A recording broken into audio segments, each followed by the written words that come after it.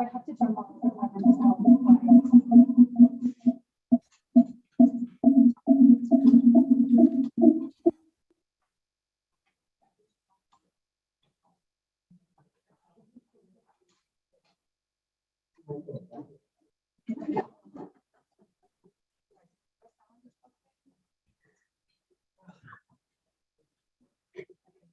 Audio check.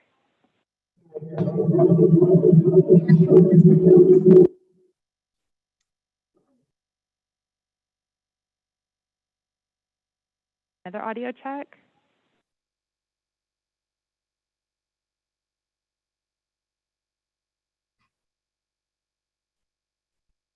Just this.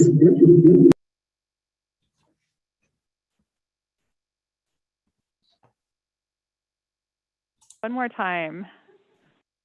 Feedback is gone.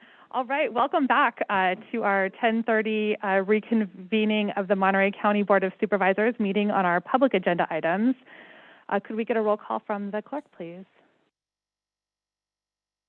Good morning. Let the record reflect all supervisors are present, with Supervisors Alejo and Lopez appearing via video conference, and Supervisors Root, Askew, Adams, and Phillips appearing in person.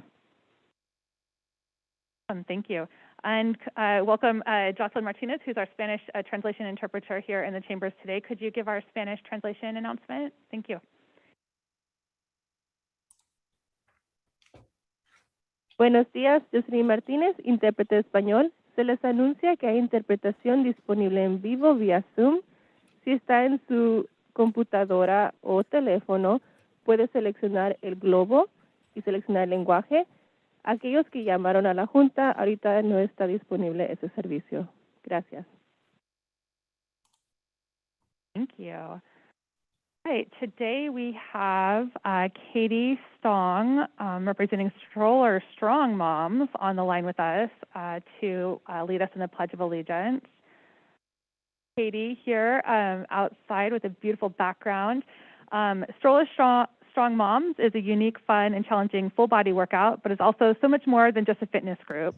Stroller Strong Moms is a community that brings together women as moms and as athletes, believes in showing children that your body is the greatest instrument that you will ever own, and that through movement, you can build strength. Katie Stong is an AFAA certified group fitness instructor and a CPR AED certified. Her son was born in 2015, and feelings of isolation and loneliness led Katie to a postnatal yoga group. It was then that her community of loving and understanding moms that Katie discovered the importance of having a support network. When she and her family relocated to the Central Coast, she knew that she needed to find her mama tribe, and after her first Sweat Like a Mother class, she knew that she had found the community she was looking for. We're honoring moms this month with our pledge, and Katie, thank you so much for joining us and leading us in the pledge this morning. Pass it to you. Thank you so much. Thank you so much for having us. Would you please join us in the Pledge of Allegiance?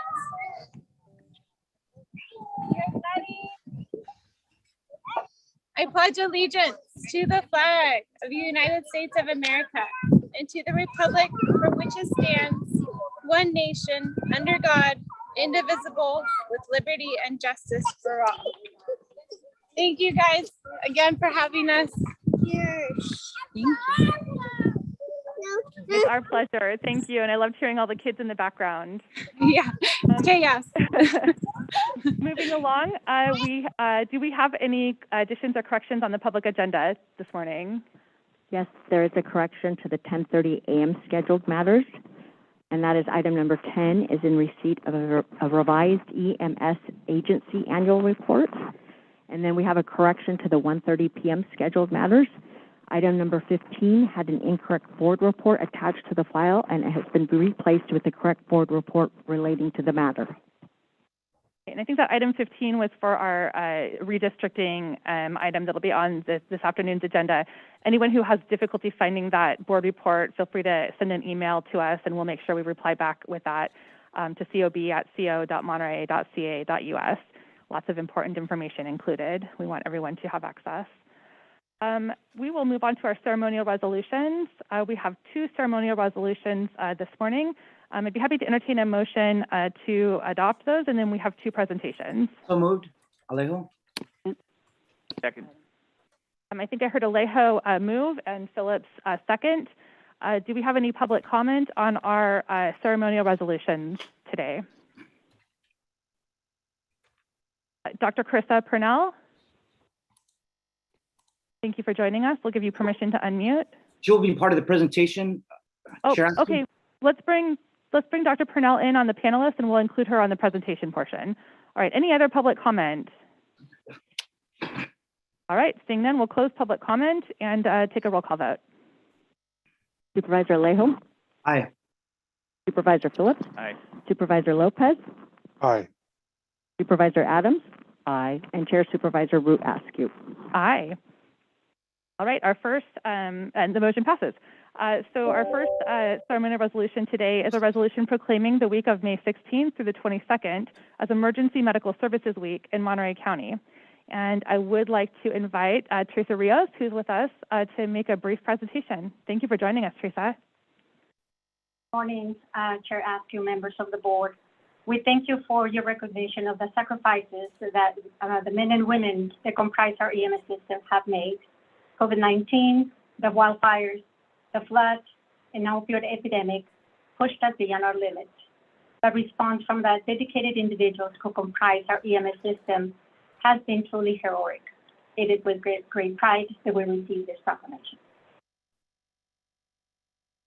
Thank you, Teresa, and I thank you so much for and your team for the work that that you do day in and day out to keep our community safe. Emergency medical services is an absolutely vital public service that the county and many of our service providers provide. We know that access to quality emergency care dramatically improves the survival and recovery rates of those who experience sudden illness or injury. And members of our emergency medical services team are ready to provide life-saving care to those in need 24 hours a day, 7 days a week, every single day of the year. So it is my pleasure on behalf of the Monterey County Board of Supervisors and all of the residents of Monterey County to recognize May 16th through 22nd as Emergency Medical Services Week in Monterey County. We do have a formal plaque that we will make sure gets delivered to you for presentation in the office.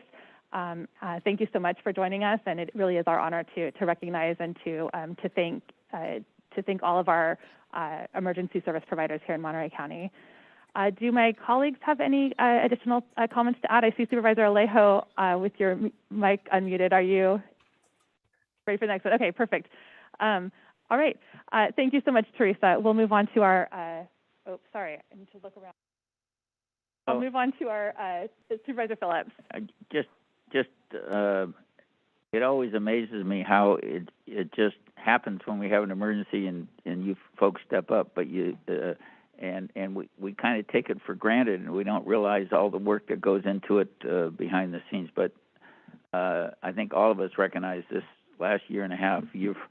You've earned your money and then some. So thank you all for your hard work. Yeah.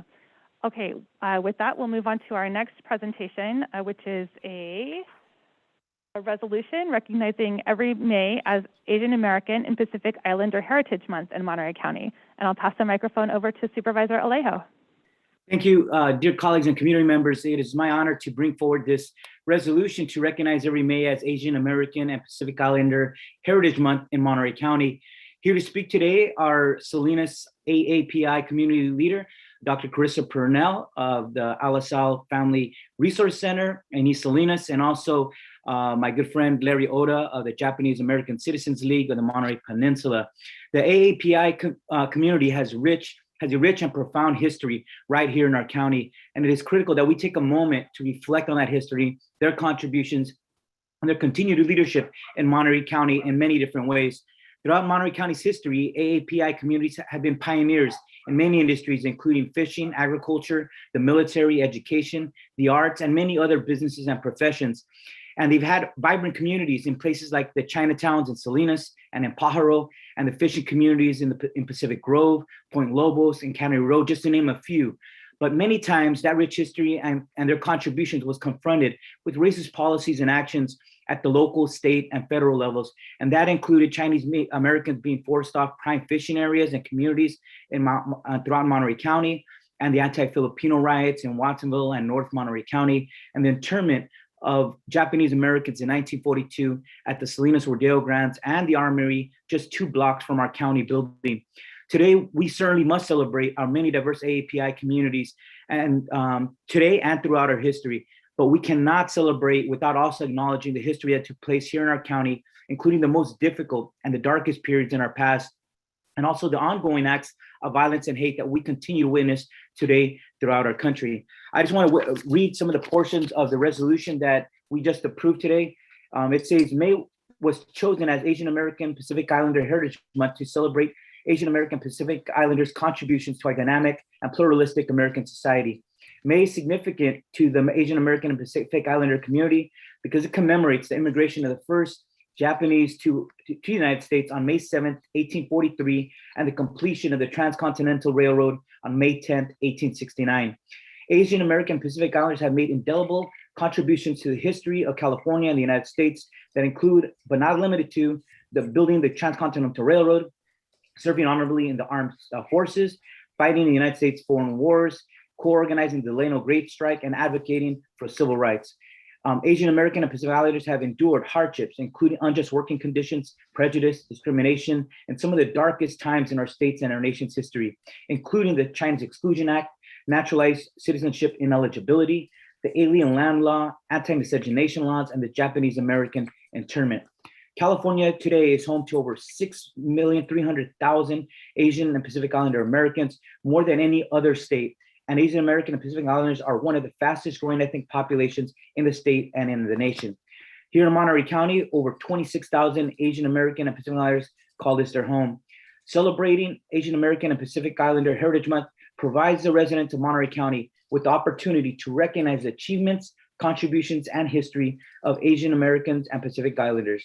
We value the diversity, dynamism, and contributions of Asian American and Pacific Islanders in Monterey County. Asian American and Pacific Islanders Heritage Month is a celebration of diversity and a time to embrace the unique values that can be found in all of us. And it reads, therefore, the Monterey County Board of Supervisors, on behalf of our county and all residents thereof, declare every May as Asian American and Pacific Islander Heritage Month in Monterey County, which provides our residents with the opportunity to recognize and celebrate the achievements, contributions, cultures, and rich history of Asian Americans and Pacific Islanders in our county and beyond. And with that, I'd like to ask Dr. Carissa Purnell and Larry Oda to share some words with us as well on AAPI Heritage Month. I'm going to allow my elder Larry to speak first. Okay. Go ahead, Larry. Thank you. Thank you. Good morning, Madam Chair, members of the Board of Supervisors. My name is Larry Oda. I am the past national president of the Japanese American Citizens League and a lifelong resident of Monterey County. I rise to support the resolution recognizing every May as Asian American and Pacific Islander Heritage Month. I appreciate the supervisor standing up for all immigrant communities. Although we are actually a small portion of the population of Monterey County, our contributions are really unparalleled. We're all aware of the Monterey County as being known as the salad bowl of the world. You know, this was, we know this was because we were sending fresh vegetables out to the rest of the world. You know, this was really on the backs of the Asians, because you know, many of the vegetables that were introduced in Monterey County were introduced by Asians, by Japanese farmers.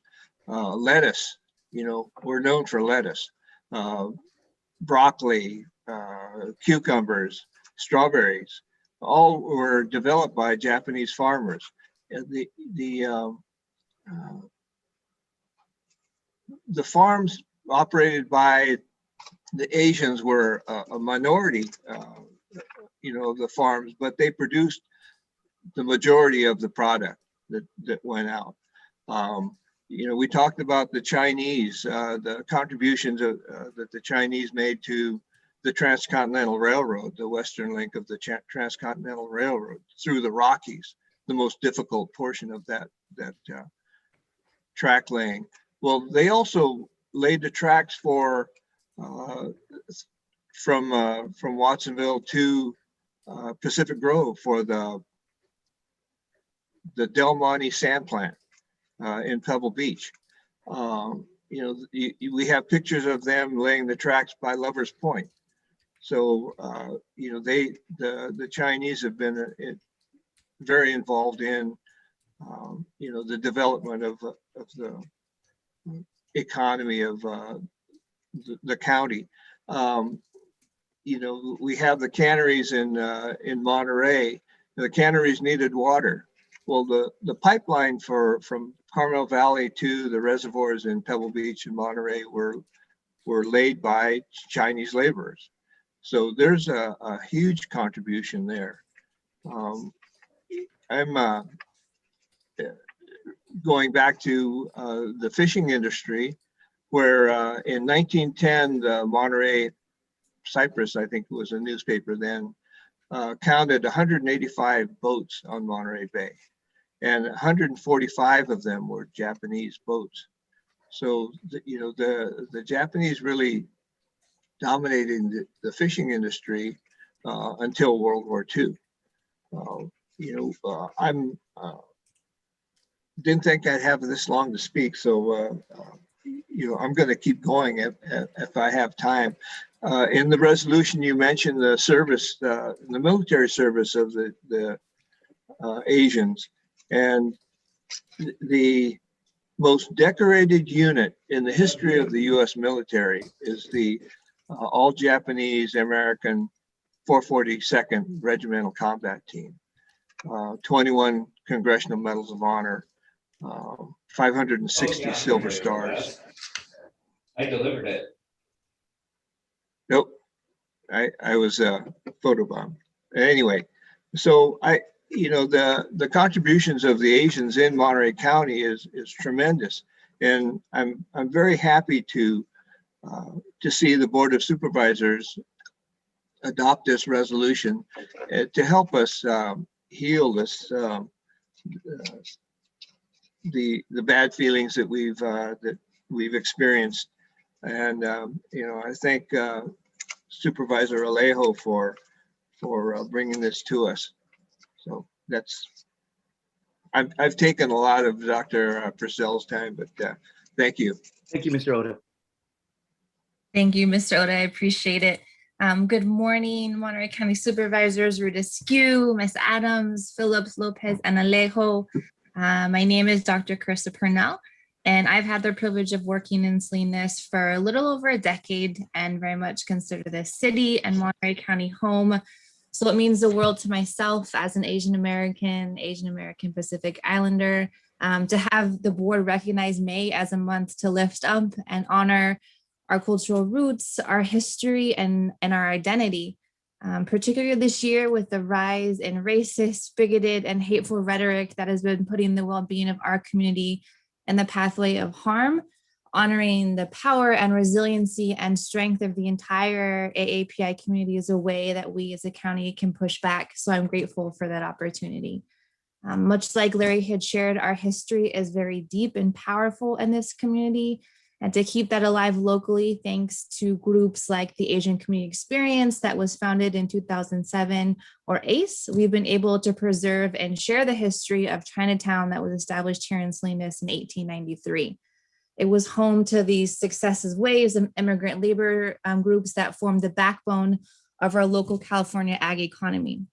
The Chinese came in the 1860s, Japanese in the 1890s, my Filipino family in the 1920s, and our brothers in the Bracero program from Mexico in the 1940s.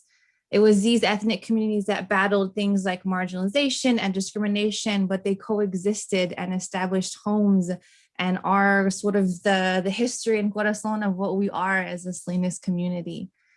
As we move forward today, and always with gratitude for our AAPI communities, support from local folks like CSUMB, their Service Learning Department, Hartnell, Community Foundation, have allowed ACE and all of its partners to continue to work to revitalize our local Chinatown and share our local stories. Right now, I think Moongate Plaza and efforts to house our unhoused in historic Chinatown continue to reaffirm the commitment to community, family, and solidarity that was born when our first elders arrived in the 1890s. As a Filipina American with roots in the Visayas, whose grandmother was born in Cadiz on Negros Occidental, whose mom found life in the island of Manila, I'm proud of my cultural commitment to justice with my ancestors like Ari Itlong, who worked alongside and inspired our Latino family members. And despite not always being included in the narrative, he gave life to what we all know and love here locally as our United Farm Workers. And that is why our truth this month and why ethnic studies always matters in our community.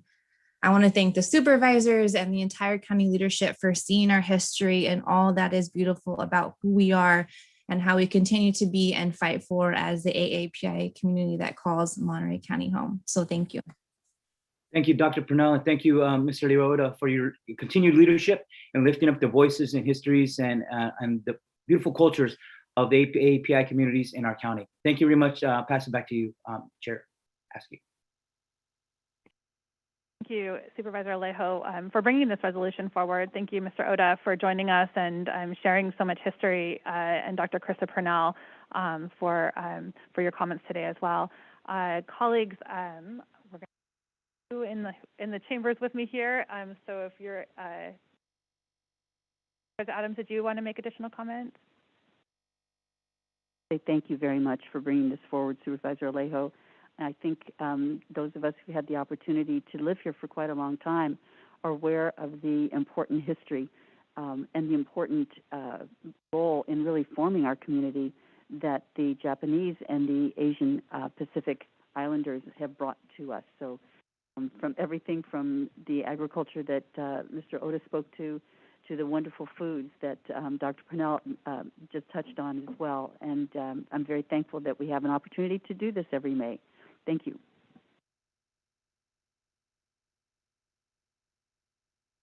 So with that, we will close our resolutions. Thank you again for joining us. We do have a framed resolution that I'm sure Supervisor Alejo is making arrangements to present and deliver. Supervisor Lopez.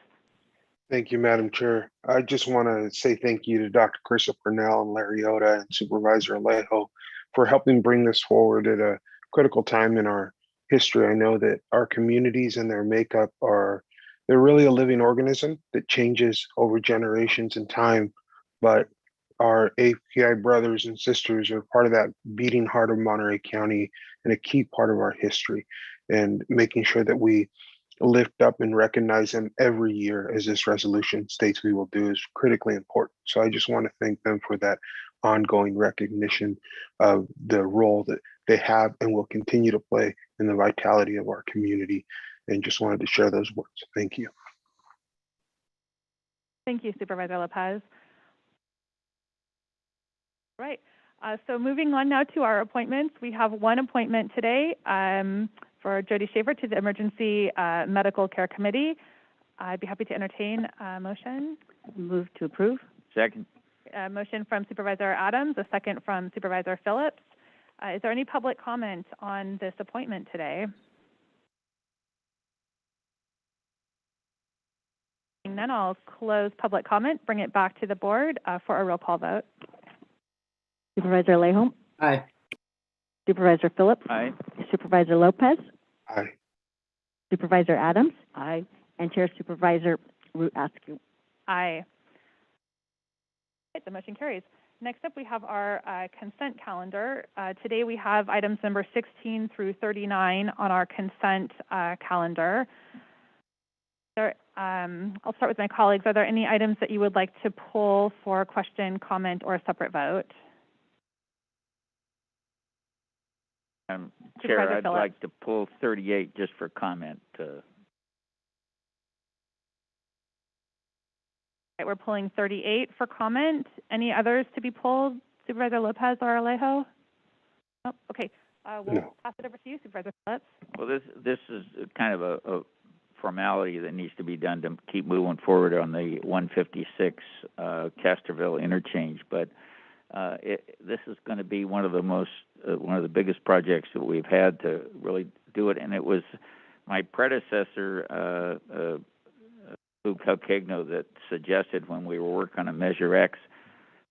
We'd already failed on the 156 when we were looking about a toll road there, but he said we'll pick off a piece of the 156 interchange and let's do that. And so this is the part. So Caltrans has really been working well with TAMSI and our county to keep this moving forward, and it's going forward at a time when we're doing it in conjunction with what we want to see happen is the Chispa project. It's right there, which will be critical for housing for our workforce. Have this on and support it. So. Supervisor Adams. Thank you. I'm so sorry. I did want to just make a comment on item 39. I wanted to say that I was very thankful to see the city catch up on where we stand with a variety of items.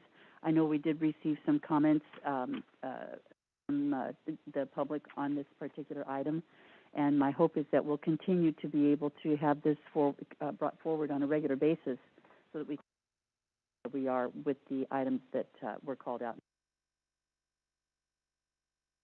Wonderful, thank you. I did have a question on item number 27. I'm not sure if the sheriff has someone on the line with us today, but item number 27 is an increase of $510,000 for the RMARC contract to provide food services and commissary for inmates. It stated that they were asking for just an ongoing month-by-month ability to continue with the contract while they go out to RFP. But I was just wondering if there was anyone who could specify what the expected timeline of the RFP is.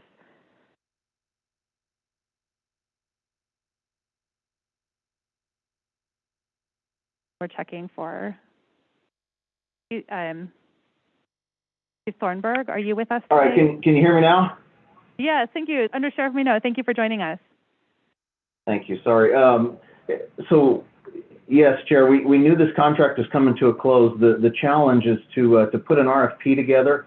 Means we're going to have to host all of these various food service vendors in the jail, and we just we weren't ready to open it up and bring in a bunch of vendors because they're going to want to inspect our food service facilities, our equipment, our refrigeration, all the things that it's going to require to put the meals together for the inmate population. So now that as things continue to stabilize, our contracts managers working with contracts purchasing to get that RFP started, but it is going to involve substantial tours and inspections of the facility with those vendors. So we didn't think it was prudent to welcome all those folks in when we over this past year, but we're going to get started, and it's hopefully we'll get something. Our goal is try and get something knocked out in the next 6 months, but depending on the vendors and what we see, really it could take as much as a year. We certainly hope not, but it's just going to depend on the availability to get them in the house.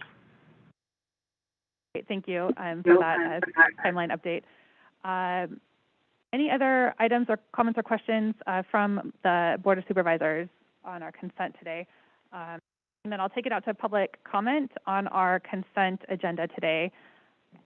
We have one hand raised on public comment. Bernie Gomez, thank you for joining us. We'll give you permission to unmute your microphone and share your thoughts with us.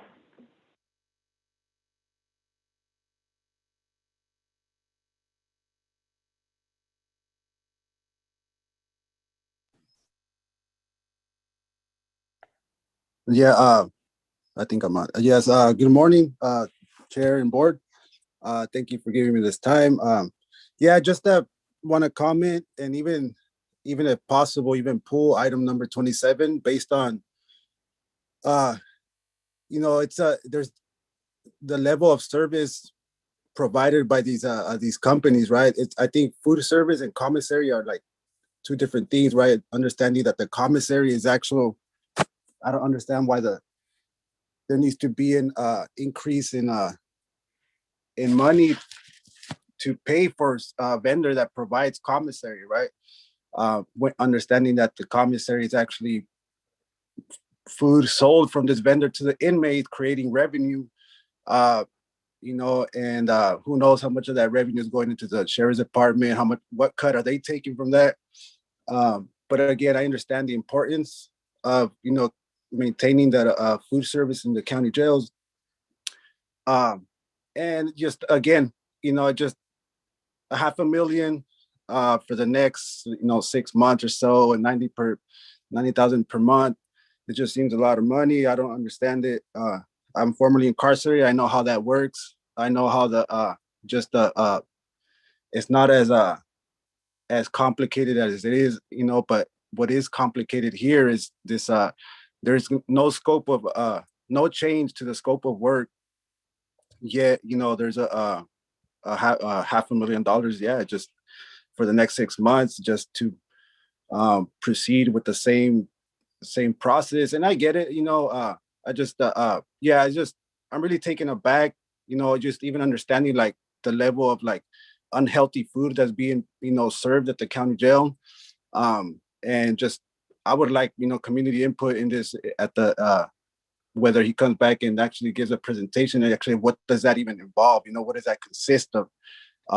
Because here is just like, okay, just $510,000 for food and commissary for inmates, and that's that. It's like, well, yeah, no, it doesn't work like that. I think that there needs to be more transparency around what's actually being done here, what's being produced, and what's being served. And this is just for the safety and security of the inmates, ensuring that these funds are being used correctly and not misused. But I appreciate this time, and yeah, have a good day. Thank you, Bernie, for your thoughts and comments today. I don't see any other hands raised on Zoom for public comment, so we'll close public comment and bring it back to the board for a motion. Move consent. Second. We have a motion from Phillips, a second from Adams, I believe I heard, and we will take a roll call vote. Supervisor Alejo? Aye. Supervisor Phillips? Aye. Supervisor Lopez? Aye. Supervisor Adams? Aye. And Chair Supervisor Root Askew? Aye. Carries today.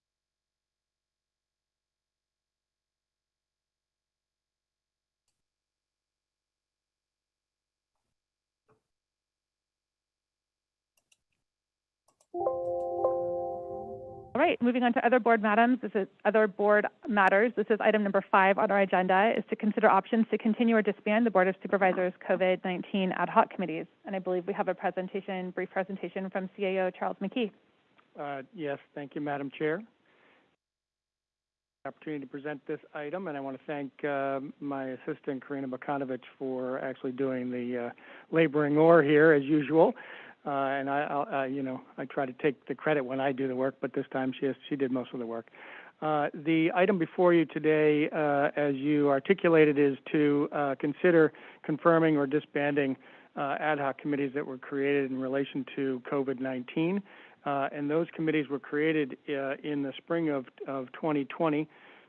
And we wanted to make sure that the board understands those committees were created and that they continue in existence. In addition, in 2010, the Board of Supervisors approved a policy that would say that ad hoc committees should last no more than a year, typically, and should have a limited duration. And if a specific end date wasn't specified, then essentially they would be a year. So each January, the Board of Supervisors, when they're doing their appointments to their committees and commissions, essentially decides what to do with their ad hoc committees. And in January 2021, you did the same thing. However, we just wanted to bring to the board the opportunity to look at this item to see whether you wanted to confirm and or disband any of the ad hoc committees, and also have them terminate at the end of the declared emergency on the COVID-19 pandemic by the state of California, the governor of the state of California. Share my screen here. Let's see if that'll. Note that these are the, assuming everyone can see that, those are the committees that you currently have for COVID-19 ad hoc committees: agriculture, construction, communication, hospitality, and religious.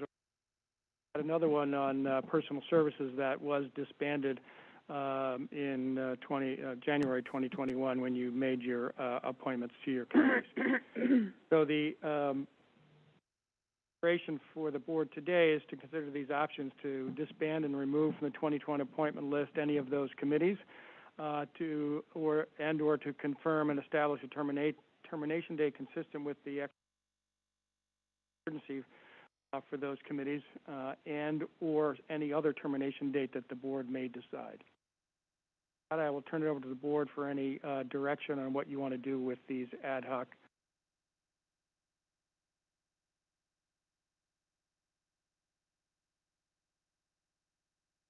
I will invite my colleagues to engage in the conversation. I see Supervisor Adams. Yes, I do have some comments, but I also had a question for our county administrative officer or else county council. As I was looking at the attachment and all of the ad hoc committees that we have, I don't know if this is an appropriate time for us to revisit those, but I note on here that there are a number of the ad hoc committees that have been on here for years, and whether or not this is an appropriate time for us to impose, or if at some point later we might want to come back and ensure that we're following the objectives of. I serve on at least one of them that I know I've been on for about 4 years, but going back now to, and I don't know if you want to answer that question first. I go on to the ad hocs I'm on at this point on COVID. Sure. Let me start off by saying it's not, the other ad hoc committees are not on the agenda today, so I'm sure council would concur that we wouldn't take action on those other ad hoc committees.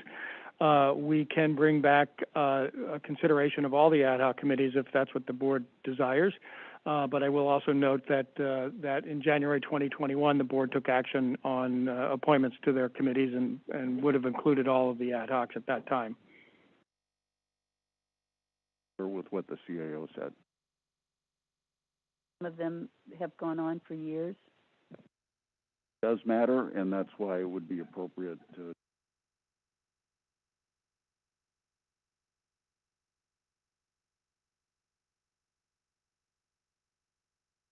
And then with that, if I could go ahead and comment at least on the ad hoc that I'm on for COVID, which is the hospitality ad hoc.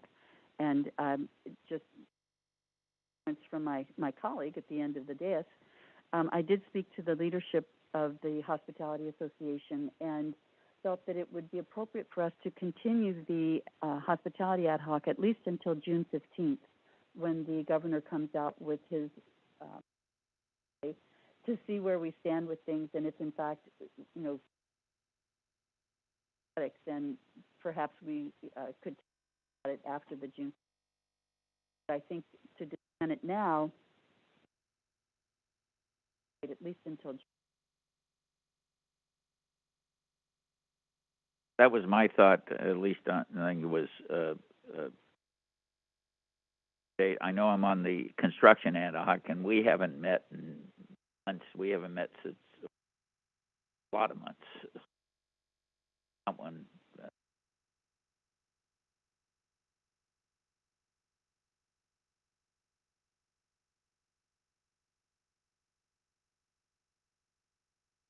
I know that I have a couple questions. So I know that the hospitality ad hoc has been meeting and continues to meet since January when we reaffirmed the committees.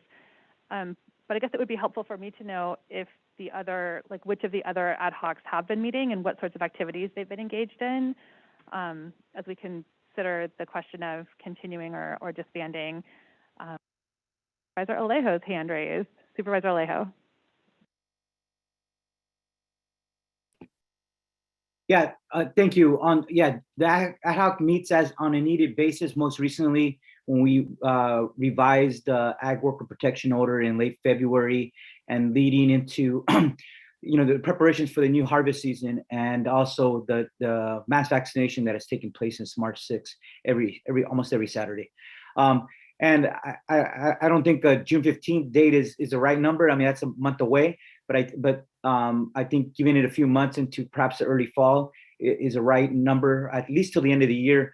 We know that the vaccination isn't over, that we perhaps we're gonna have to talk about booster shots or perhaps another vaccination come the fall. The research is still being done on the effectiveness of how long the duration of the current vaccine that we've taken will last and provide the greatest level of protection for our residents.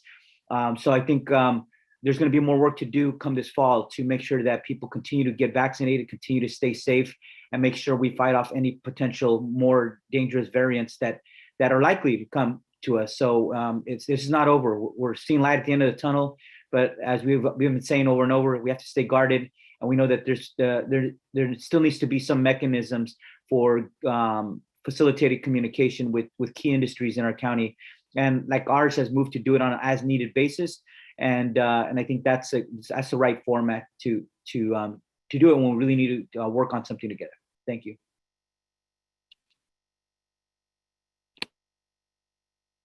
For anyone who would like to comment on so I'm hearing that there's a need to continue the agricultural and the hospitality ad hocs for a period of time.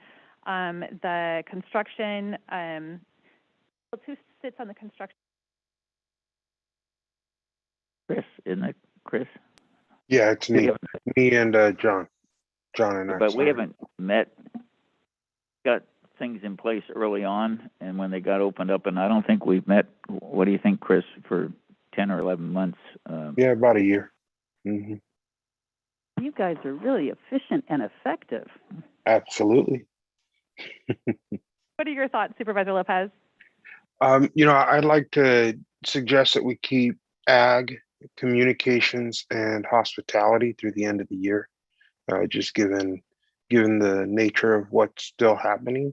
I think ag might meet less, but I definitely think that hospitality and communications need to continue to have that option as well. For clarification, do you mean calendar year or fiscal year? Calendar. And then the only one that we haven't had anyone weigh in on is the religious organizations ad hoc.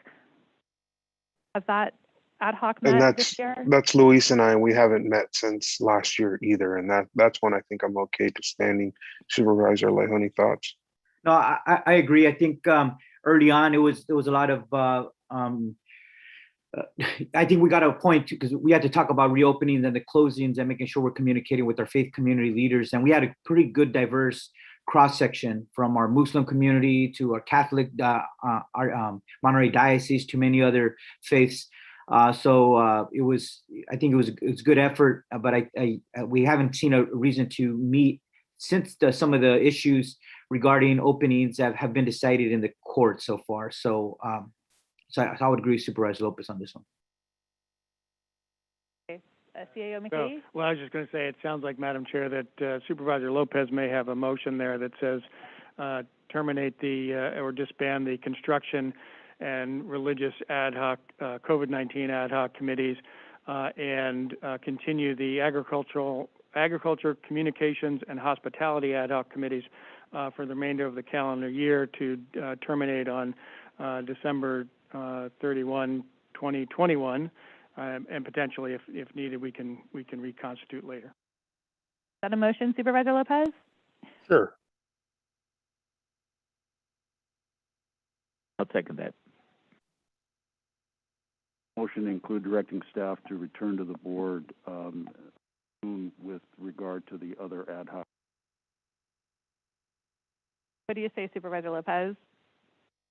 I'm sorry, Les's mic cut out there at the end. It's coming back in relation to the other ad hoc. To address the other ad hoc committees on the list, not just the COVID-19.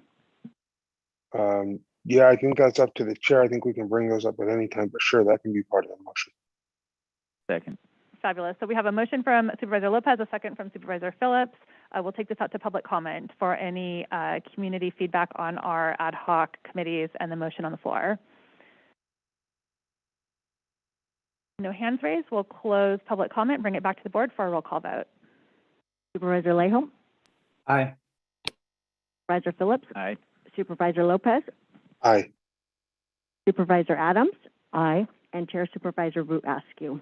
Aye. And I would just like to thank CEO McKee for keeping us current on all of these, and thank Supervisor Adams for the suggestion that we maybe need to look at some of the other ad hocs as well. All right, next up we have board comments. Would anyone like to volunteer to go first today? Supervisor Phillips? Thank you, Madam Chair. Kind of a busy week in last week in my life and my district. Some of you heard Governor Newsom came out to Elkhorn Elementary School, and we didn't get much notice on it. I came out of the shop Tuesday night, working in my shop and I had about 3 calls from the governor's office and inviting me. And I said I was going to be out of town the next day, Wednesday, and so my son, who teaches up there, Mike, and that's where all 3 of my kids went to school in Elkhorn Elementary. So Mike stopped by to show the flag for me in the county. And then that Wednesday, the reason I wasn't there, and when I was talking to Mia about why you get vaccinated, big reason is I've been waiting for a year to fly to see my grandson. My wife and I to see our grandson, and I couldn't really do that until we got our flu shots. So we flew to Arizona, and we spent a couple of days with Ted and Velma Ballesteri in the Scottsdale, Arizona area, and we were there to help celebrate their 50th anniversary and our 50 years of friendship there. And then we went on to Tucson to visit my grandson, who just finished his sophomore year. Getting back late Saturday and Sunday, my staff was working on 2 vaccination sites, North County High School and the one we were working with on Castroville Middle School. And my staff was there, but we really appreciate Clinica de Salud. Our health department was there. The VITA project was there. The North County Fire came in to assist and work. And a lot of volunteers. I even ran into Cassie McSorley, the former assistant chief of police of Salinas, and she was there. I said, "What are you doing here?" And she said, "We're just volunteering, helping." So that was kind of nice. And then Sunday night, we had our first and hopefully only virtual roundup for Rancho Cielo to raise money. And they auction off the Jeep. And I had to hear from Supervisor Leo why he didn't win the Jeep. And we raised, I think, north of $350,000, which was pretty good for a virtual event. And finally, I should have done it last week, but we didn't put anything on to recognize Peace Officers Memorial Day, which is held annually in the United States on May 15th in honor of the federal, state, and local officers killed or disabled in the line of duty. And it's observed in conjunction with Police Week going through this last week, and especially locally when we saw our neighboring county lose one of their police detectives, Luca Benedetti, who was killed down in San Luis Obispo. I thought we ought to at least acknowledge that and represent that. So thank you, Madam Chair, for allowing me my comments. With an online event? Yeah, we think it's closer to 370 to 380, but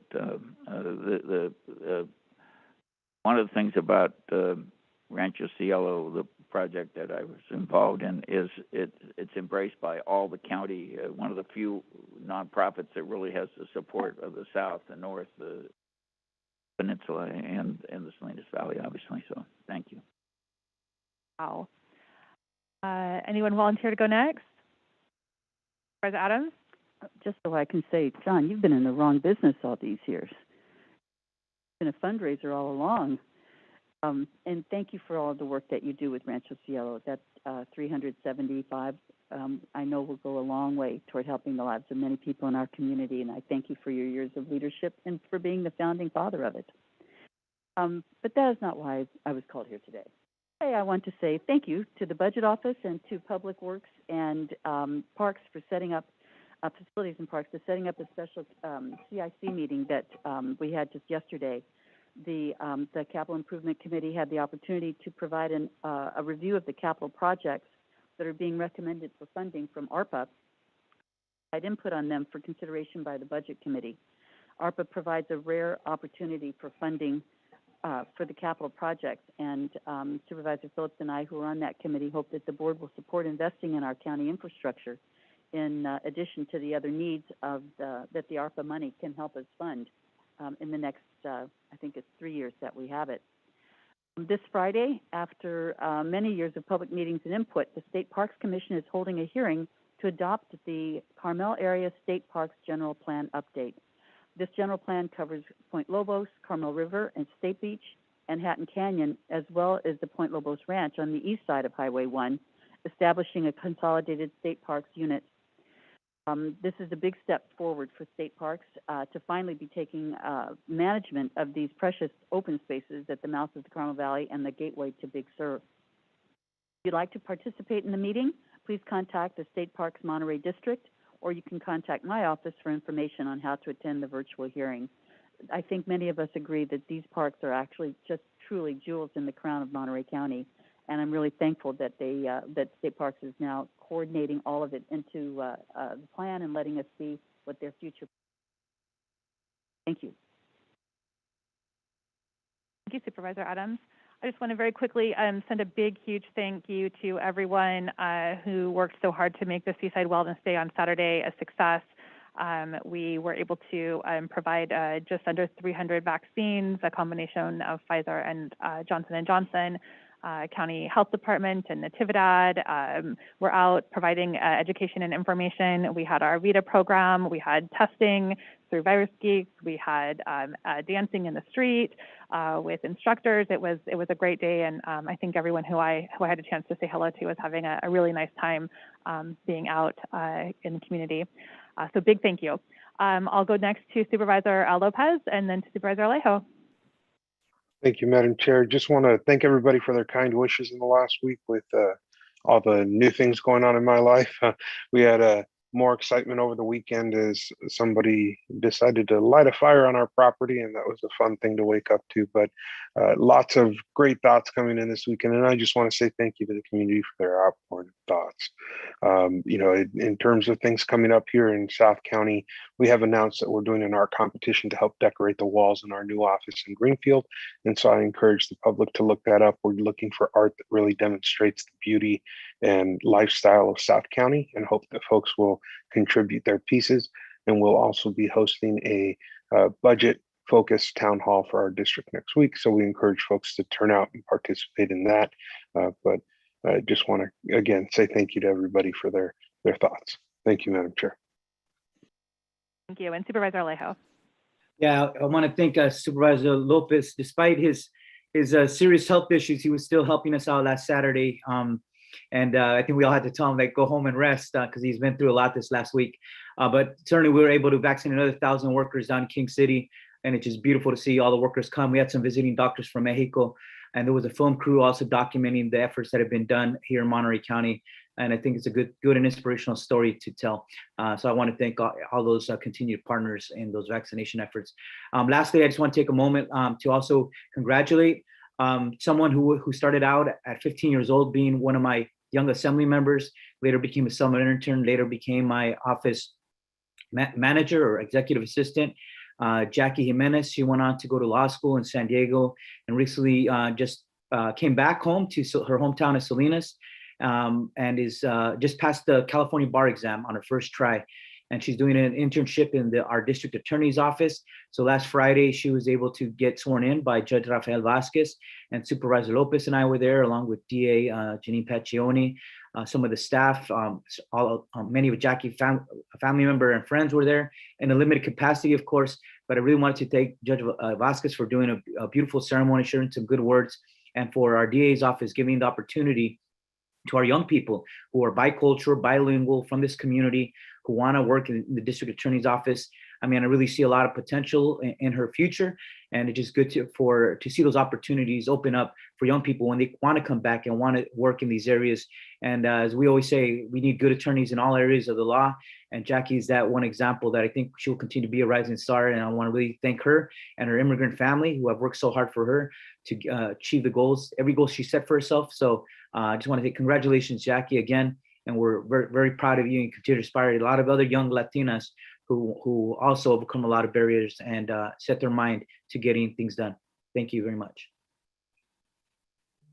Great. Congratulations from all of us, I think is in order. With that, we will close board comments. I think we have to go to public comment on board comments. If I'm recalling any public comment on board comments today, seeing no hands raised, I'm going to close that. Bring it back to the board to item number 7, our CAO comments and referrals. Charles McKee. Madam Chair, no comments today. I do have one new referral regarding broadband, which is obviously something that is an issue in Monterey County and many other places around the country that have been highlighted during the COVID-19 issue or pandemic.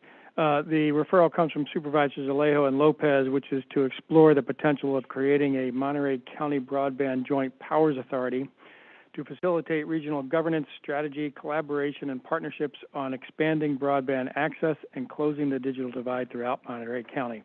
And we will be happy to process that. We'll, of course, assign it to the IT department. Eric Chatham is currently out on well-deserved time off. Maybe Paresh Patel, his assistant, will pick up the reins with an assist by County Counsel Catherine Hansen, who represents the County Council. Represents IT from County Council, will probably help with that. Great. And I see Supervisor Alejo has his hand up. Supervisor Alejo.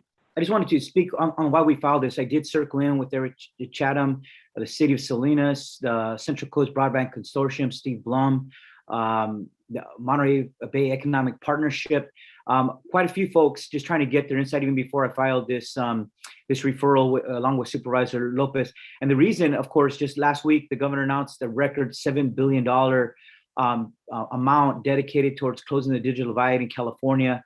That's a record amount anywhere in the country, in the nation's history, to provide greater access to the internet and to digital literacy to all Californians. So knowing that was on its way, because as we've been working on several bills and a broadband bond, there needed to be some thought about when we know a record amount of money is coming, what's the best way to strategize and come up with the regional plan to address the digital divide in our county, rather than, if we don't do anything, then we leave it for every school district by school district, city by city, every area to itself in Monterey County. That didn't seem like the prudent or more strategic way to really address this issue. With this, we could pull in money, come up with a plan, come with priorities, and really deal with this. These projects need to be done on a regional basis, and I think this broadband, perhaps broadband JPA would be the first of its kind out of any county. But trust me, there's other supervisors asking the same questions. What can we best do to prepare to create governance structures on a regional basis, but also be able to have perhaps the technical expertise and staff that is needed to be able to better carry out projects to deal with the middle mile and the last mile in our county. So with that, thank you very much. Supervisor Lopez.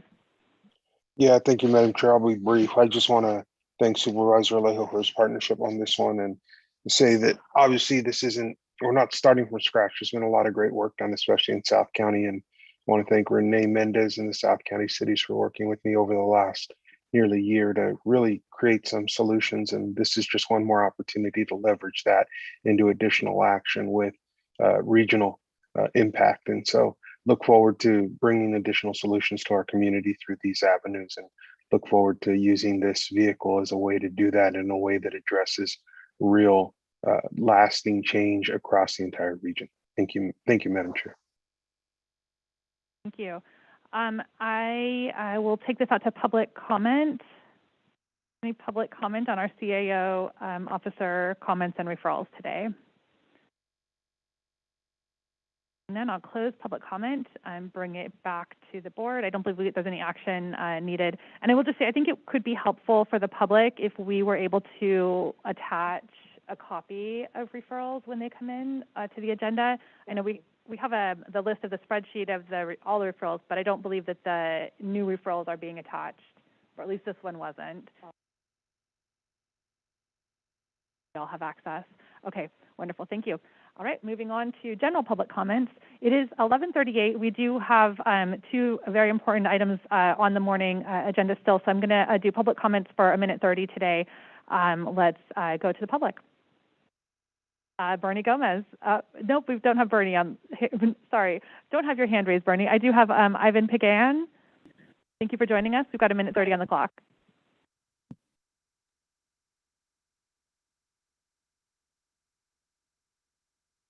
And Ivan, you will need to, we've given you permission to unmute, but perfect, very good. Hello, my name is Ivan Pagan, and I am the director of the Salinas Valley Adult Education Consortium. We know there is a shortage of teachers in early childhood education. We also know there are many barriers to access the higher education needed to become a teacher. Mastery of English is a common barrier. Additionally, people cannot invest in their own education and career if they lack basic needs like a home, food, rent, or income security, childcare, or transportation. To address these challenges, I, along with Hartnell College, Soledad Adult School, Bright Beginnings, and the United Way, am working on an early childhood education pathways project to support the educational and career goals of English language learner adults in the Salinas Valley. We intend to produce 25 to 30 graduates per year with an associate's degree in early childhood education, and we will assist these graduates to either enter the workforce or continue their education. In investigating similar programs, we have found that providing wraparound services has made the difference between success and failure for many students. This is where we need help.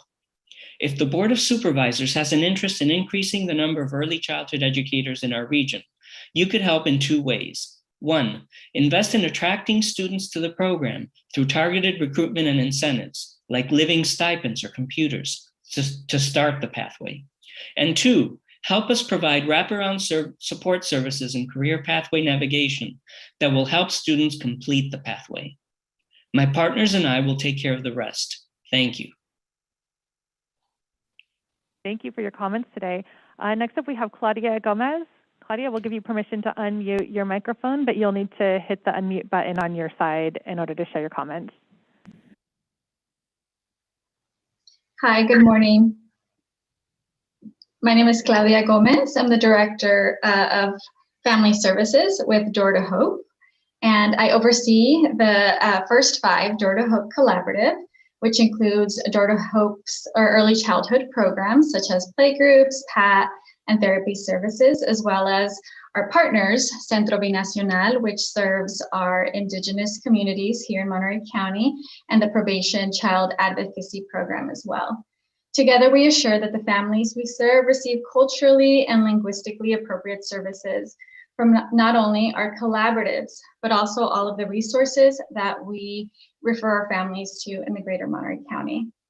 Our comprehensive care coordination services meets families where they are and explores each family's strengths and challenges to help families build on their strengths in order to address the many challenges that they're facing. I can share just one mom's story and journey with us through the collaborative. She is one of our Indigenous Triqui families who started off receiving services from Centro Binacional's care coordinators. This one was Estela's case, and Estela is part of the Indigenous culture and lives in South County, and was able to establish a relationship with this mom and nourish the trust she had with this mom in order to then refer mom over to our Door to Hope's Parents as Teachers program. And now mom is ready to also go into therapy services with the support of our care coordination services. So today I ask for the support of the Board of Supervisors to continue to fund Monterey County's coordinated care, like the first funded early childhood collaboratives. Thank you. Thank you, Claudia. Next up, we have Marilyn G. Marilyn will give you permission to unmute your microphone, and then you'll need to hit the unmute button on your side to share your comments.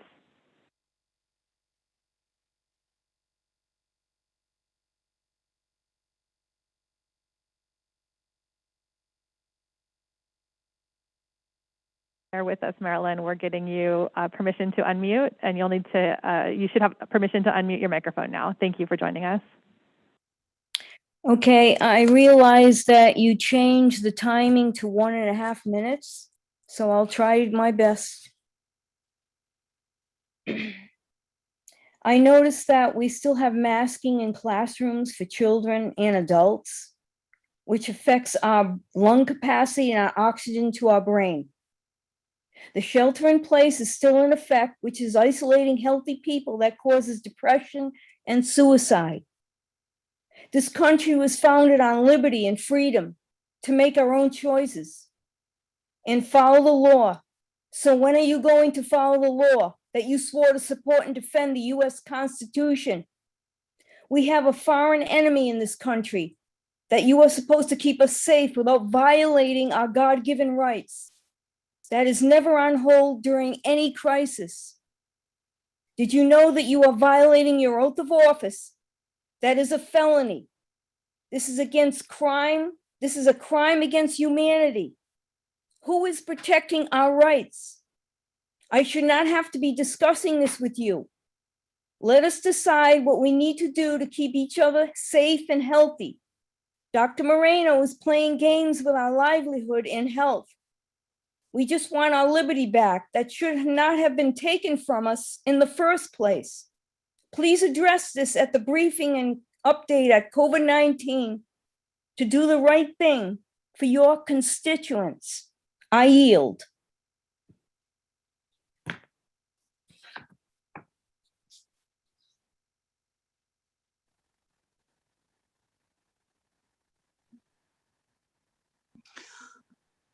Hello, this is Eloise Shim.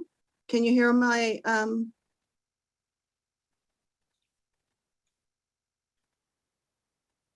Eloise, you'll have to unmute yourself, but we have you, it's your turn for public comment. Okay, this is Eloise Shim. Can you hear me now?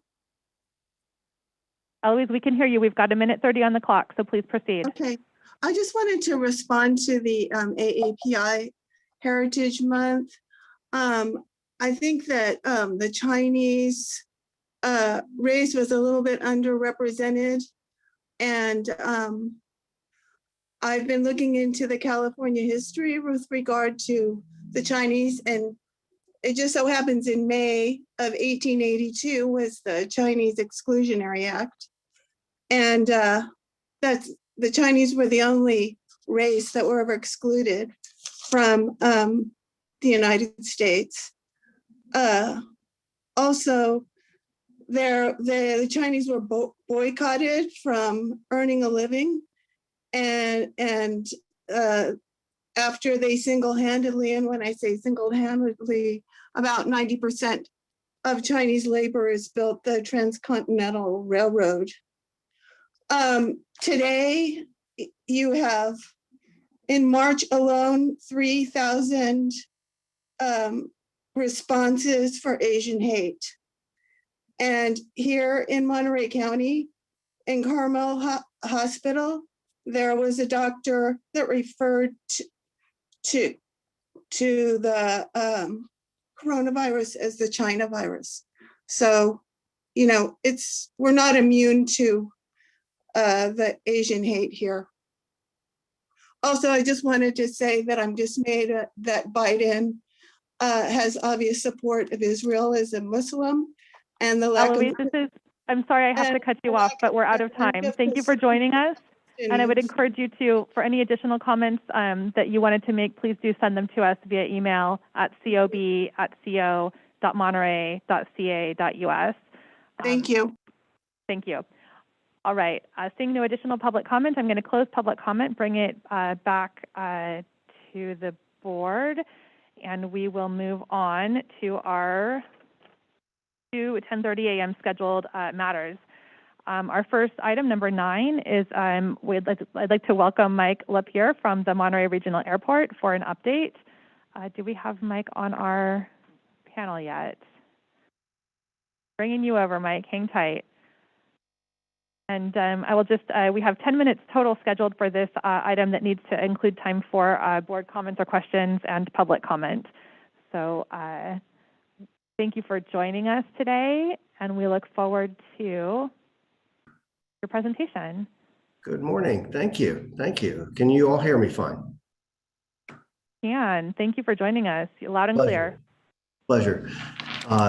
Thank you, Chair Askew, members of the Board of Supervisors. Appreciate the opportunity to be with you this morning to give you a little bit about an update on Monterey Airport, Monterey Regional Airport. We like to refer to ourselves as the airport for all of Monterey County. There we go. We'll start this. Okay. What I'd like to do this morning is just tell you a little bit about things that are happening at the airport. Hopefully some of these you know about, otherwise our marketing program hasn't been quite as effective as I had hoped it would be. And then Michael, did you have a screen that you were sharing? We don't have a screen share up. We do not have a screen. Oh. No, you want to try that one more time? Yeah, let's try that again. I want to make sure we get the whole experience of the presentation. Sure. Do you have it now? Got your screen that came up, or your face that came up, but maybe try one more time. The green square at the bottom for screen share. Yeah, that's unfortunately not showing up. Hold on one second here. I apologize.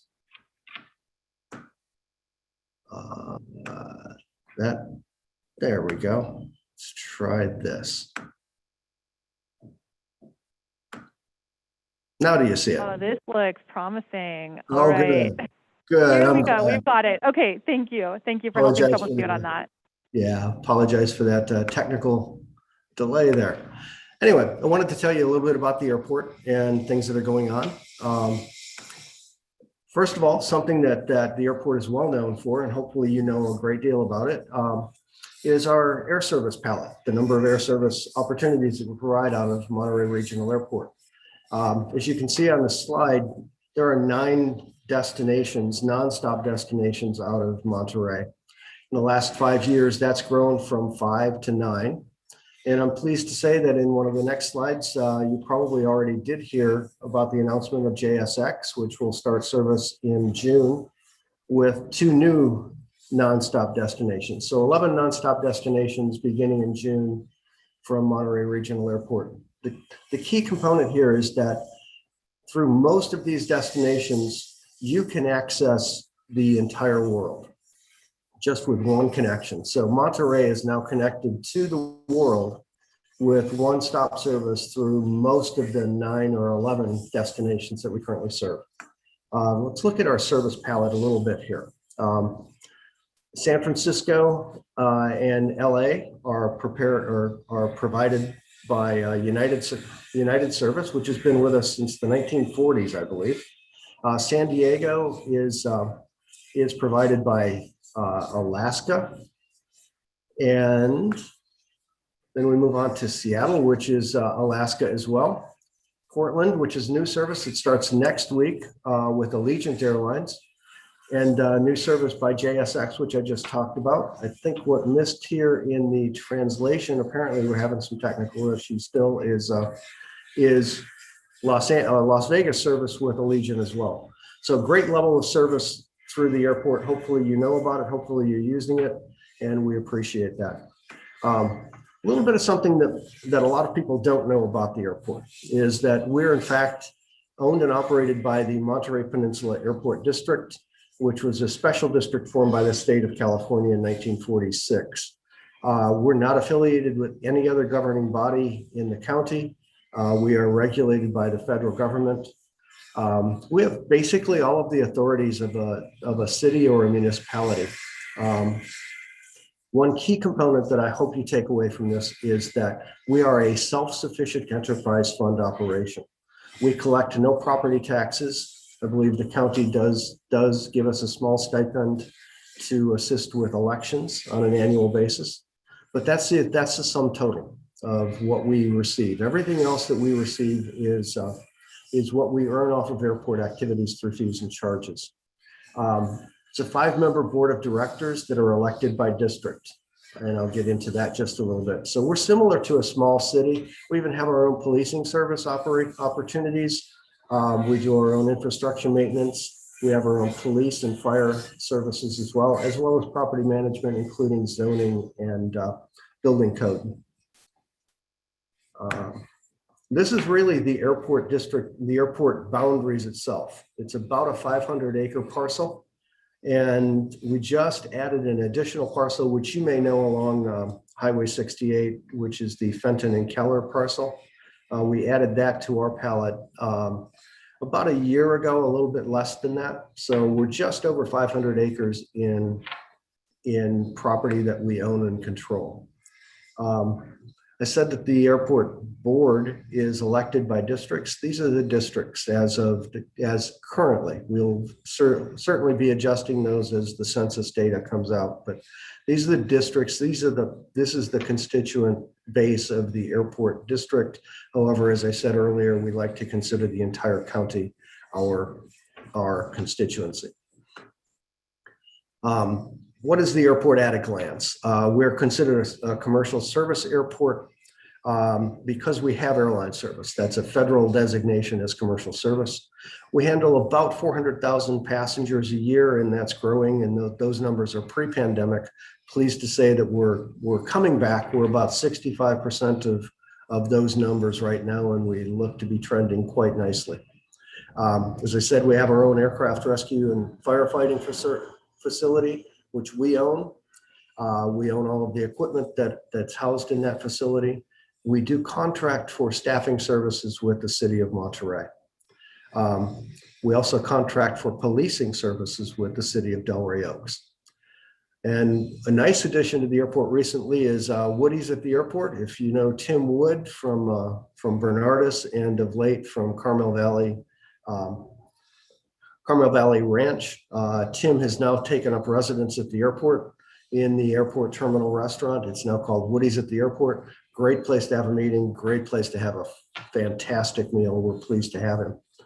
We have 2 fixed base operators, which basically are the operations that support all of the private aircraft activity on the airport and fueling services for the airlines. Those are Monterey Jet Center and Del Monte Aviation. Monterey Jet Center in particular has always been in the top 3 or 4 fixed base operators nationally in terms of their service levels. In terms of our financial stability, our pre-pandemic operating budget was $9.6 million. Those are funds, again, that we generate on airport.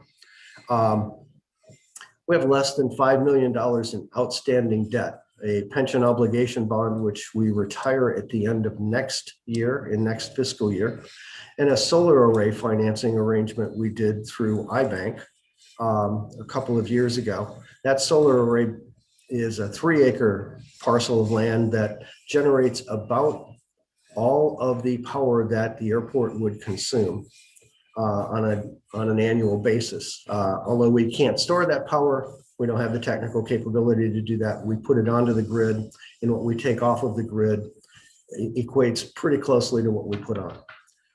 Current reserves pre-pandemic were just over $6 million. Currently, they sit about $6.8 million. We have a stable workforce of 22 full-time employees who live throughout the county, from Salinas to Prunedale to Marina.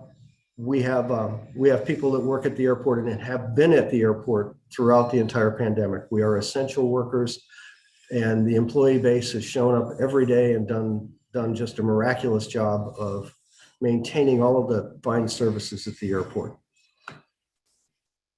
COVID, obviously COVID has an impact on every governmental agency, on every home in the county. We were fortunate enough to receive a good level of federal funding to help us sustain ourselves through what turned out to be a very significant downturn. Our traffic at one point was 95% off of normal levels. The interesting part about this, though, is what is some of the actions that the board of directors took. They recognized that it was important for us to sustain our essential businesses on the airport so that they would be partners with us again as the recovery began to happen.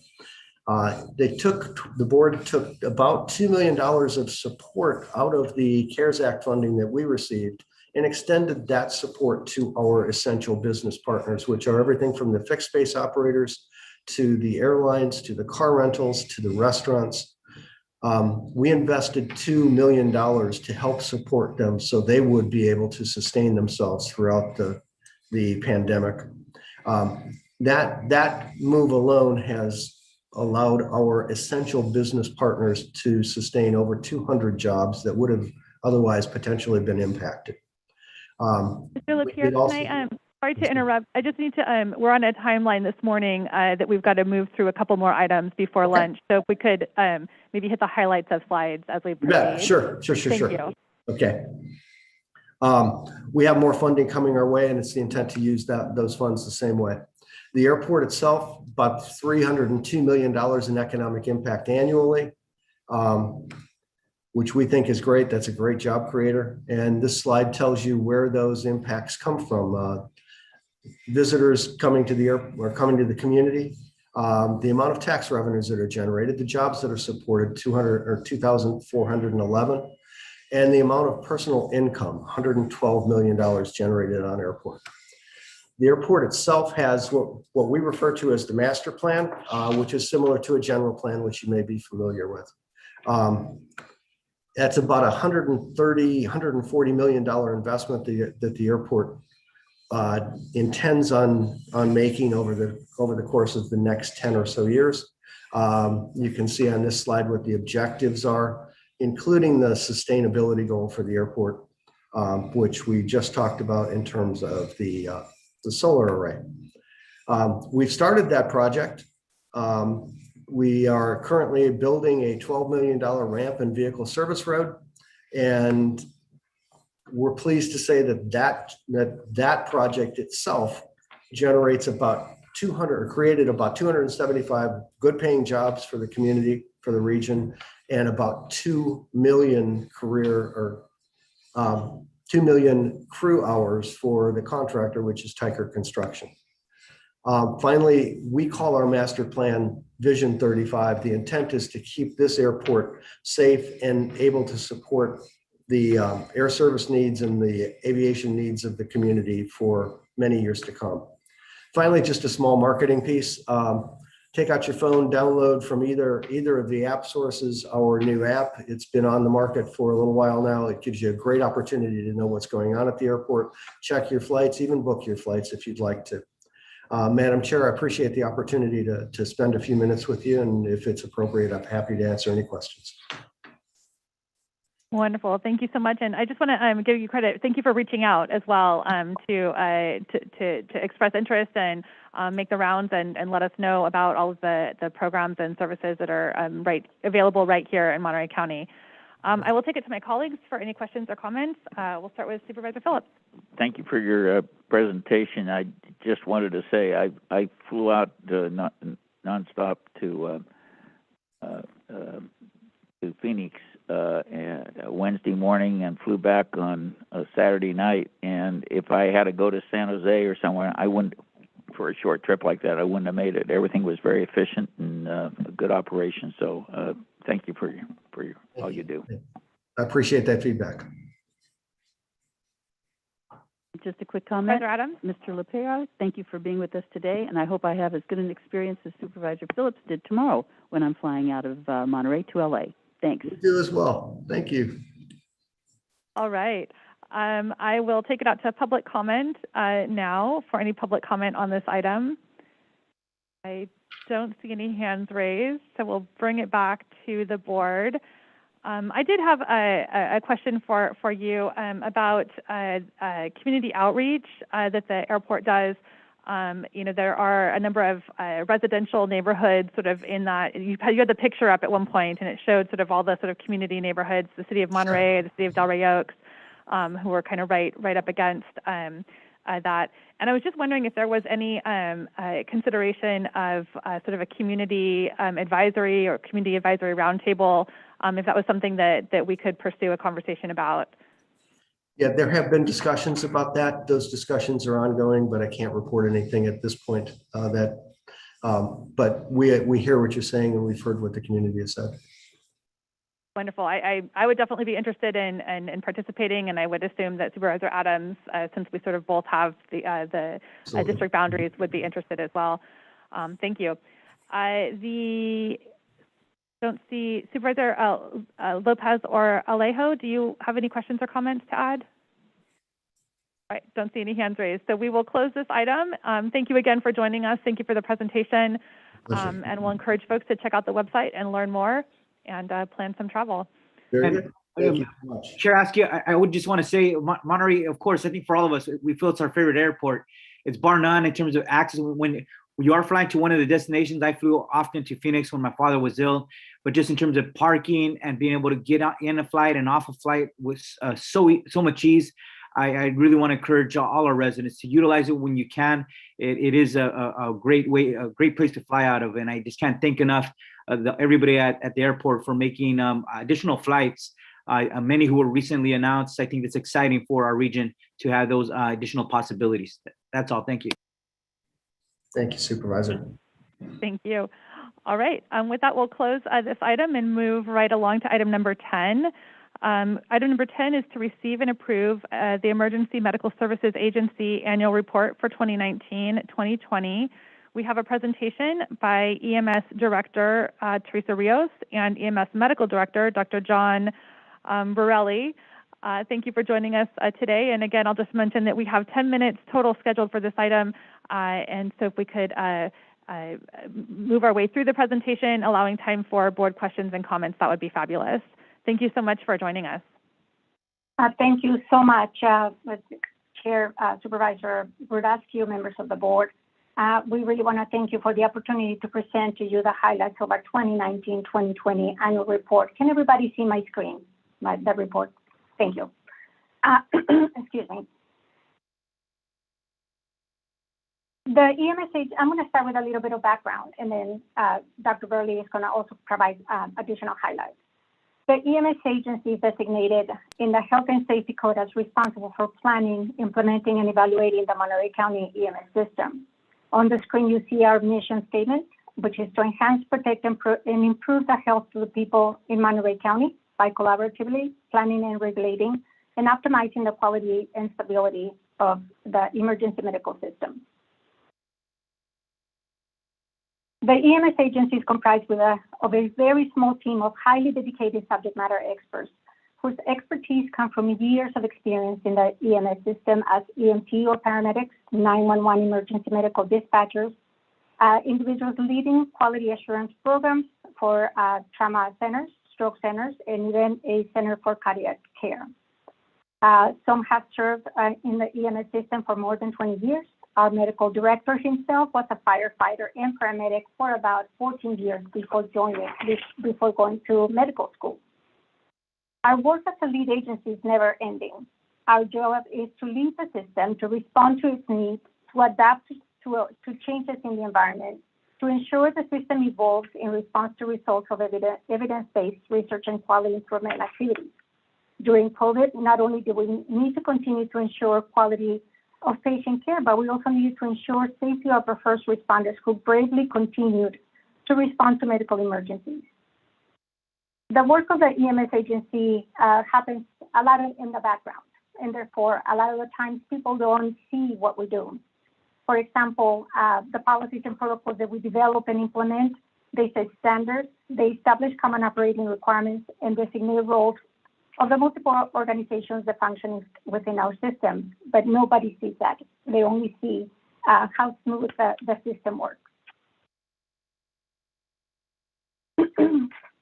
And we are proud of the work that we do and what we have accomplished, but we have to recognize that we do not do this alone. Our system answers approximately 37,000 calls per year. That's emergency medical calls, and it transports that results in about 25,000 transports. We work closely with our system partners who provide direct patient care to the residents and visitors of our county. And that is everything from our emergency communications, our county department, as well as the AMR dispatch, our exclusive operating area ambulance service provider, alternate ambulance service providers, air ambulance providers, our fire agencies, law enforcement agencies, and of course, our hospitals who provide excellent medical care. In 2020, the EMS system faced challenges unlike we had ever seen. Not only did we face the COVID-19 pandemic, but we also experienced the wildfires, the floods, at the same time that we have been dealing with an opioid epidemic, all of which pushed us beyond our limit. The response from our dedicated individuals in our EMS system has been truly heroic. And some highlights of our accomplishments in terms of the 2020 wildfire season. The EMS agency plays a role as a medical health operating area coordinator, or MOAC as it's commonly known. Through that, we planned and coordinated the evacuation of the Rippling River residential complex during the fires, where a number of residents were transported to safe facilities during the fire. And we also planned the Carmel Valley Manor evacuation. In the end, this facility was not evacuated, but it gave us an excellent real-time exercise in the evacuation of a skilled nursing facility. And even though the COVID-19 pandemic and the wildfires occupied a great number of our resources and our staff hours, the EMS agency continued its work to move the EMS system forward to ensure quality patient care. And to highlight some of those accomplishments, I'm going to turn it over to Dr. John Burley. Thank you, Teresa. And thank you to the board for the opportunity to make this presentation today. I had mentioned in my written comments in our report to the board that in emergency medical services, it's the nature of our work to face the unpredictable, to plan for the unimaginable, to learn and adapt to new circumstances, and to safeguard human lives with confidence and compassion in the midst of chaos and uncertainty. In EMS, we have to be prepared for all things even before they come. And nowhere was that more evident than in some of the challenges we faced during 2020. COVID-19 was a primary example of something that was not on our radar at the beginning of the year and became an entity that we quickly had to adapt to and also serve as a leader within the EMS system to get information to the providers who were actually managing patients in the field. Some of the accomplishments are listed on this slide, and I'll just go through them briefly, but there are more than I was able to list here. We were able to provide information, guidance, and treatment recommendations to EMS personnel in the early, mid, and later stages of the pandemic.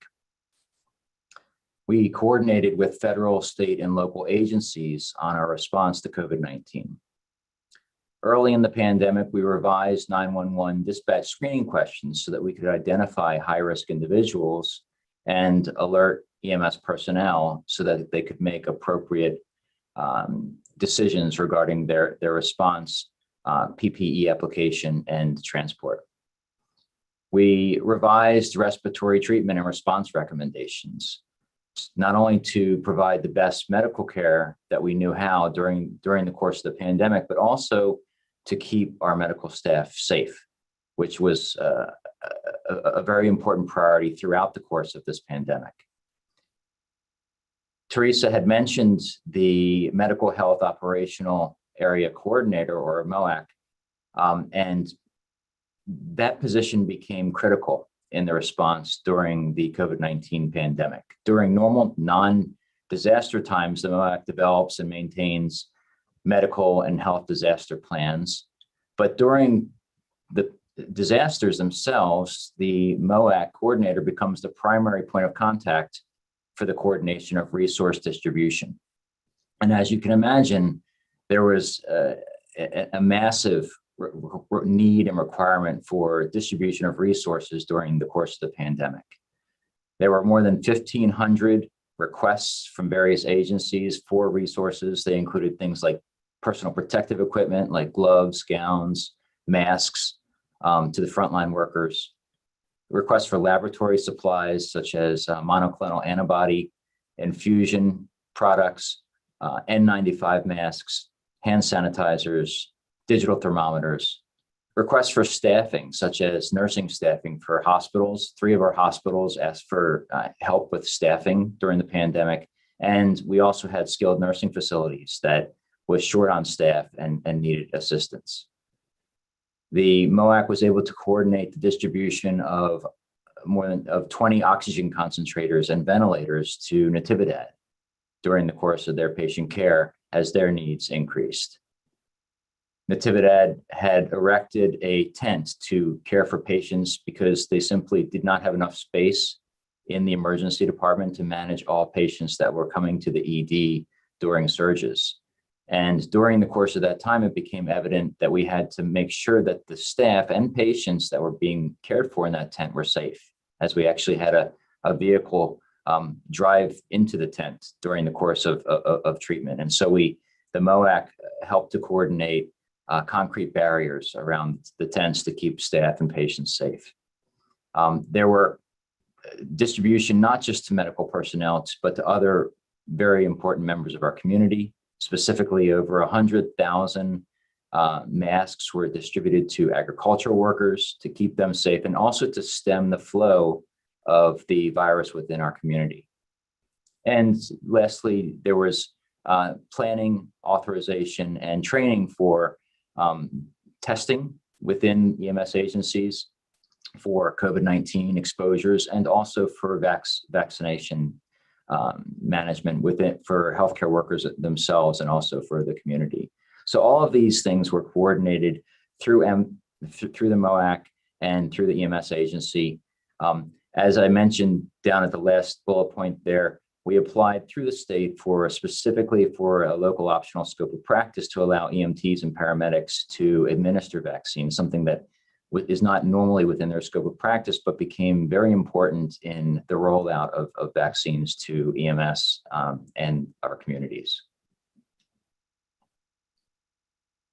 There were other things in the background as well, and the COVID-19 pandemic occupied so much of our time and attention, but there were other things that were equally important, and among those was the opioid epidemic, which we were able to respond to the opioid epidemic in conjunction with our partners within the county. Dr.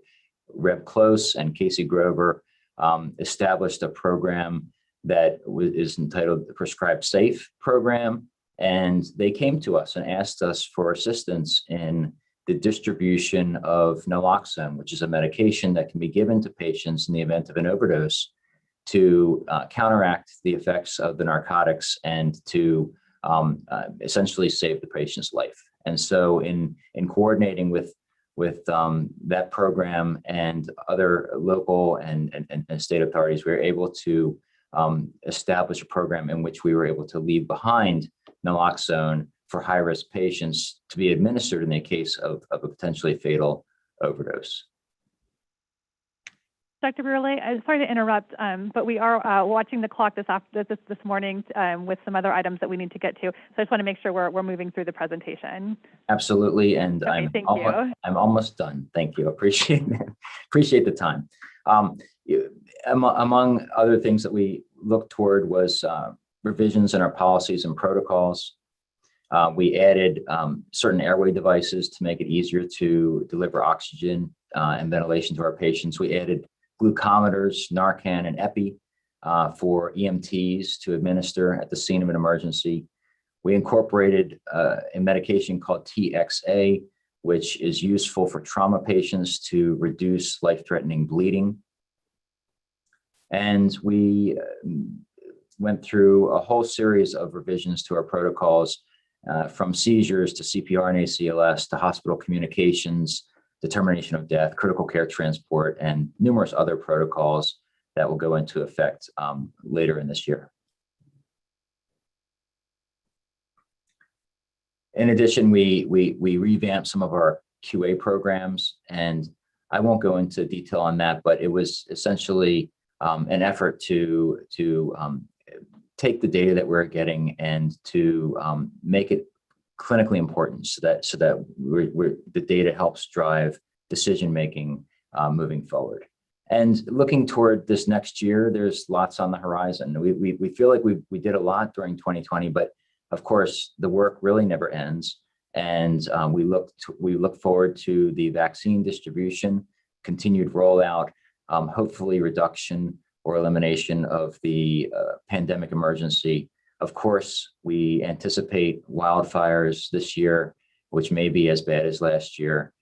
There's protocol revisions, as I mentioned, and other activities that the agency will be involved in. So from my standpoint, thank you very much to the Board of Supervisors. And I also just want to reach out to recognize the many partners that help make this job possible. We don't do this by ourselves.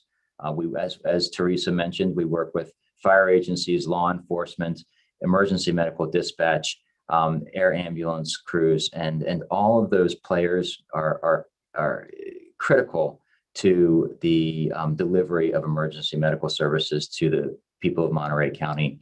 And they are our partners. We work collaboratively with them, and we really look forward to continuing to make this an excellent system and deliver high quality care to the people of Monterey County as they deserve. So thank you so much for the time. And Teresa, I'll turn it back over to you.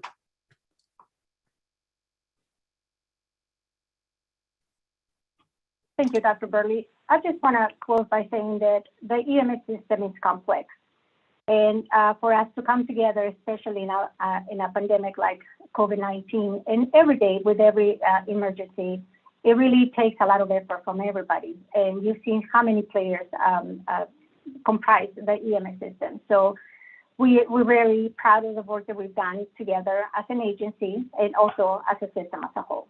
And we would like to answer any questions you may have. Great, thank you very much. And in addition to the presentation today, there is a great written report that's posted with the agenda for anyone who's interested. And I do think, the work that the EMS agency does, it's the kind of work that happens in the background behind the scenes that ensures that systems are working as they should and coordinated and are there for us when we need them. So I just want to, again, recognize and thank you. This is the kind of thing that the county has huge responsibilities for the health and safety of our residents, and it really, a lot of that falls onto your shoulders. So we appreciate the chance to share a little bit about the department with the rest of the community. Colleagues, are there any questions or comments on this item? Supervisor Phillips. Share in your comments, Madam Chair.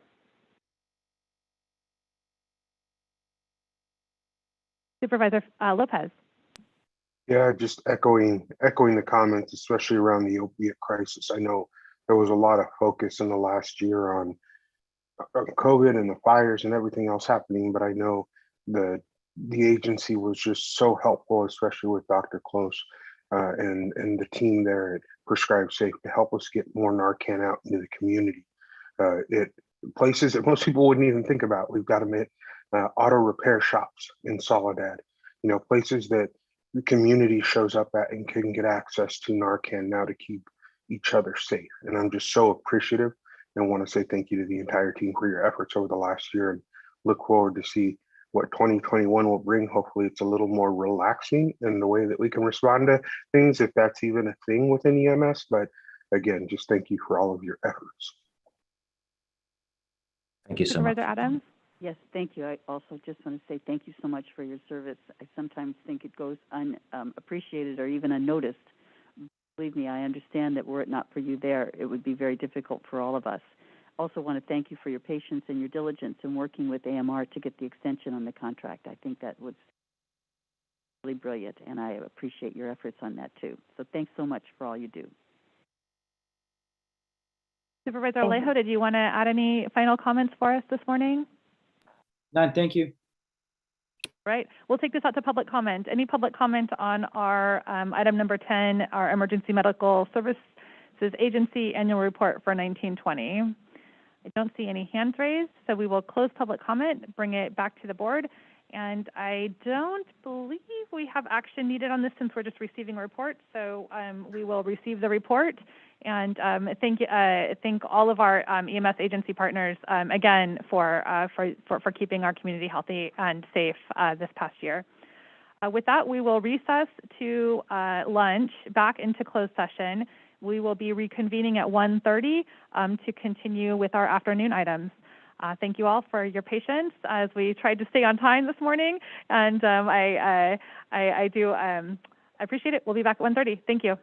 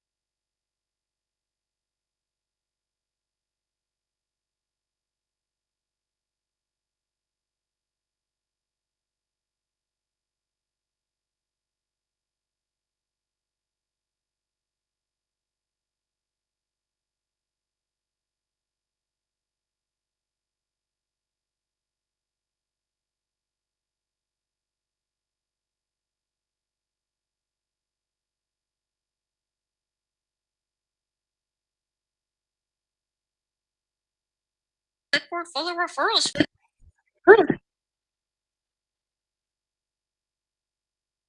Yells at us having our masks down to drink.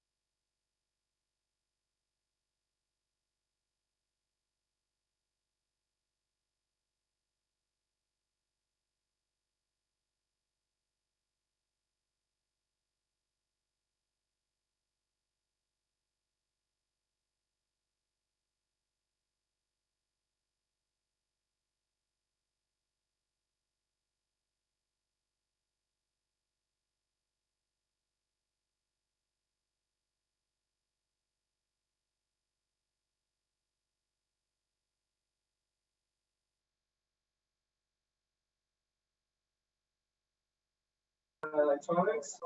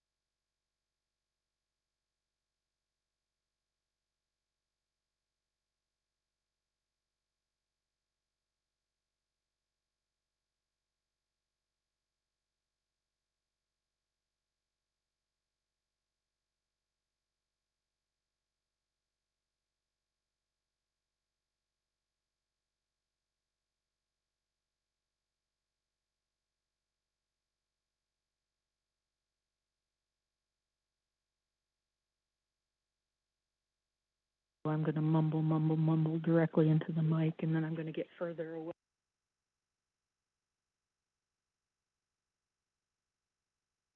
Right now, I'm talking right directly into the mic, and then I'm going to turn my head, and I'm going to look at Wendy, and then I'm going to talk. Yeah, exactly. Issue, right?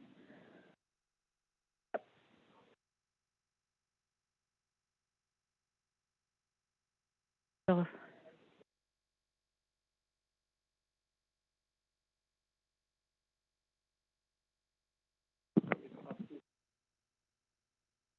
over here.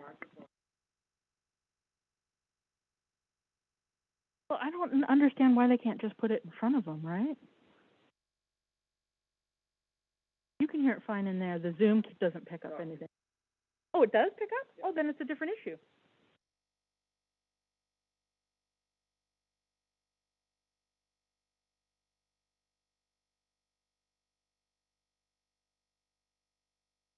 So if I'm talking and then I turn like, okay, so if I put it over here and then I talk this way, probably, maybe, okay.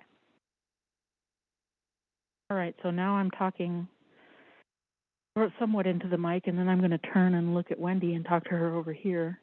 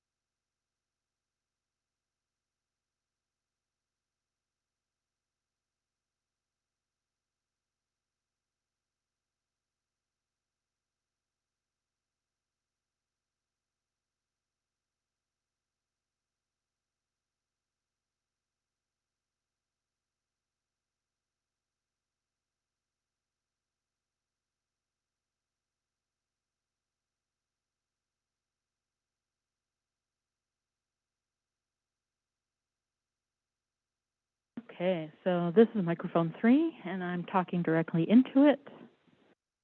Microphone test, and then I turn to the side, and I'm talking to... Okay.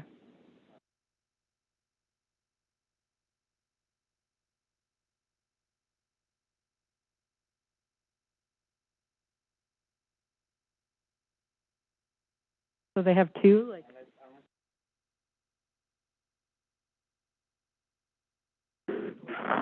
Yeah.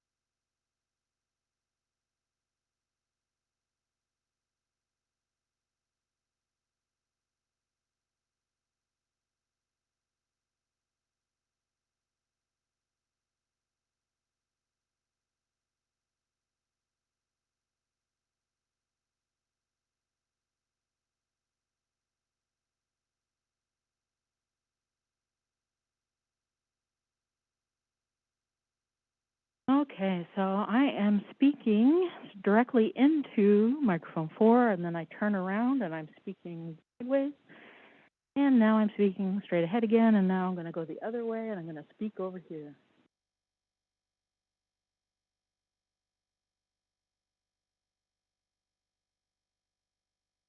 Issue.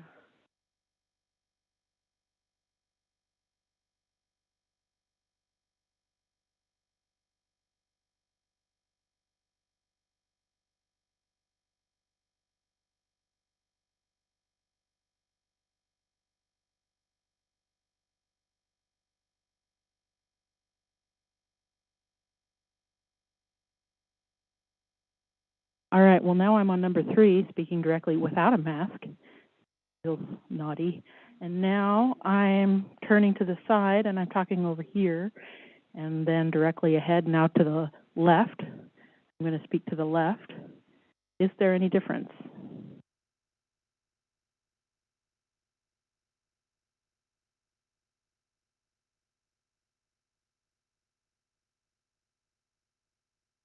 Just doesn't get hit. Yeah.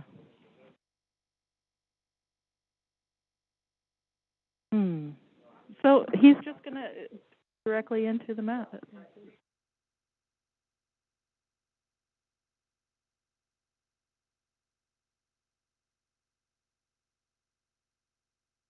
Yeah.